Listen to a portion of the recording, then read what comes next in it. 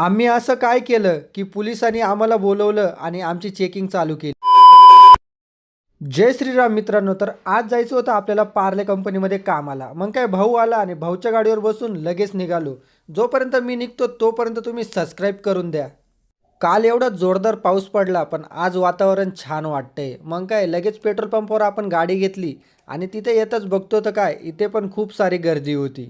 Finally आपला number आला आणि आपल्या लाल घोड्याची तहान भागवून आपण निघालो एक कामाकडे जाण्यासाठी. मग भाऊनी पण गाडी काढली आणि मी पण लगेच गाडीवर बसलो आणि आम्ही दोघेही निघालो रस्त्याच्या दिशेने. आम्हाला वाटलं 10 मिनिटात आम्ही कामावर पोहोचू, पण इथे रस्त्याचे कामं चालू असल्यामुळे गाडी एकदम स्लो घ्यावा लागतीये आणि हे कामं पूर्ण होण्यासाठी अजून 2 वर्ष तरी लागतील. मग फायनल आम्ही गोंदा MIDC मध्ये एंट्री केली.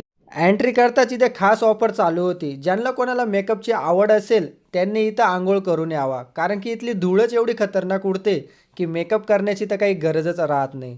तर माझा पण तसाच काही हाल झालाय.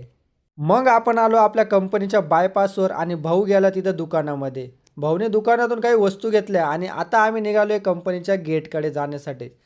तर हे आहे आमचं दुसरं घर, जिथे आम्ही दिवसभर काम करत असतो. तेवढ्यात भाऊनी चाबी मागितली पार्किंगची, कारण की गाडी पार्किंगमध्ये लावायची होती. मग पक्यानी चाबी दिली आणि भाऊ लगेच निघाला गाडी लावण्यासाठी. भाऊ तर गेलाय तिकडं गाडी लावण्यासाठी. तोपर्यंत तुम्ही एक लाईक करून द्या आणि मी पण रेडी होतो. आरशामध्ये स्माईल दिली आणि मस्त केस वगैरे सेट केले. तेवढ्यात भाऊ पण आला आणि भाऊच्या मागे निघालो कंपनीमध्ये जाण्यासाठी. मधी एंट्री करताच सिक्युरिटीने आमची कडक अशी चेकिंग केली. तर फायनली मधी आलोय आम्ही.